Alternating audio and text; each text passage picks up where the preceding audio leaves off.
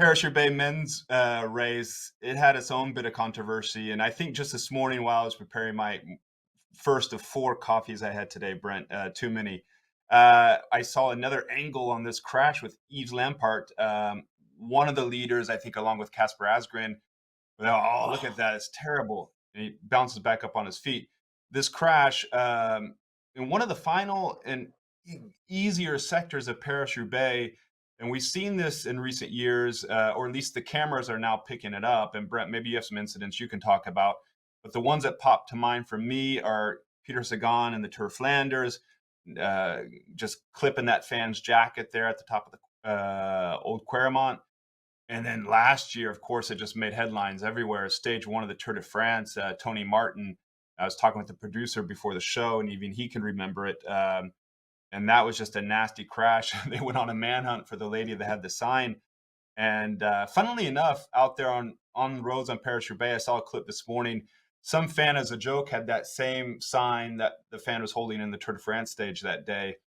But the question I have for you, Brent, do bike races need to be completely barriered to avoid these incidents, or who's to blame in this? The cyclist, the fans, the organizer? Who do we put the blame on here?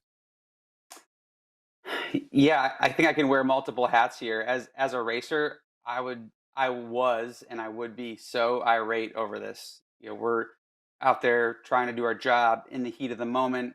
Everything's on the line, and something completely out of our control comes and totally derails the race, often injuring riders pretty severely. That said, I think one of the beautiful components of professional cycling is that open road access, the proximity that the fans can get. They can feel the intensity, they can feel the racers breathe and hear the drivetrains click. And totally getting rid of that would change the atmosphere, would change the culture and the history. Paris-Roubaix's got a huge amount of history, steeped in tradition, and that specific sector has probably never been barricaded. Definitely of note in that specific sector, it's one of these sort of split sectors that has the pave in the middle and then has these little asphalted Right. strips on the side. So you definitely argue that he is taking a risk by riding the pavement. It wasn't like there wasn't a fan in the middle of the road. It wasn't a fan that was hanging over a barricade unnecessarily into the race. He was taking the hot route. He was taking the fast line, and it's Paris-Roubaix. They've been riding next to people the whole way. So really unfortunate, and I would be so frustrated and annoyed and angry if it happened to me. But I also see the point that you can't police every kilometer of an open road race. If we want to turn Paris-Roubaix into a circuit, which probably none of us would like as spectators, then you could barricade the whole thing. But it's the classic, through the open French countryside on those beautiful roads, and the fans are going to be close to the side. Yeah, if we can see that clip again, I mean, one thing of note, as you're saying, Brent, it's like I think probably they'd done some road work and created smooth bits on the sides of the sector. But I saw also that every now and then on those smooth asphalt parts, there were little barriers to kind of say to the riders, "Don't ride on those." And in other clips, we saw riders going on the cobbles when those barriers were there, and then hopping back on the smooth asphalt just to save that little bit of energy when the barriers weren't there. And this was a bit where these not steel barriers, but plastic yellow barriers running perpendicular to the road itself on that smooth asphalt part. So yeah, I think that's right there. You are. You see those yellow things right there on the side. And then even after the crash of Lampaert, he got back on his bike and he was racing for a potential podium spot. And he didn't get it at that point. Even after that crash there, we saw Yves Lampaert. He was riding again on that smooth asphalt part, hopping off the cobbles back on it.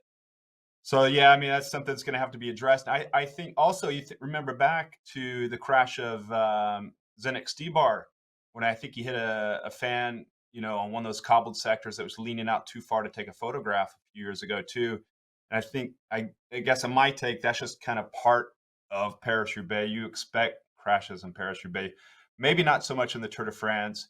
And one other incident, Brent, you may have been teammates with him at the time. I'm not sure if Philippe Gilbert was riding for BMC when that incident with the dog at the Tour de France happened, and he he just went and yelled at the owner of the dog, didn't he?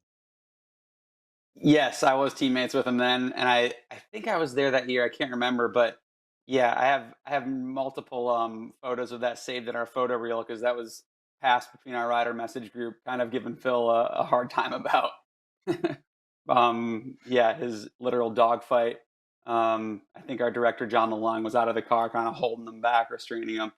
But yeah, emotions are so high at the time, and yeah, like I said, everything's on the line, and the riders are looking for every minutia of benefit and gain and speed, and in that hunt for speed and gain, inevitably there's increased risk. Well, and hats off to Lampart for jumping back on his bike and trying to get Courageous. everything he could out of Paris-Roubaix and not going to go face the fan because he essentially saved his Paris-Roubaix for what he could do.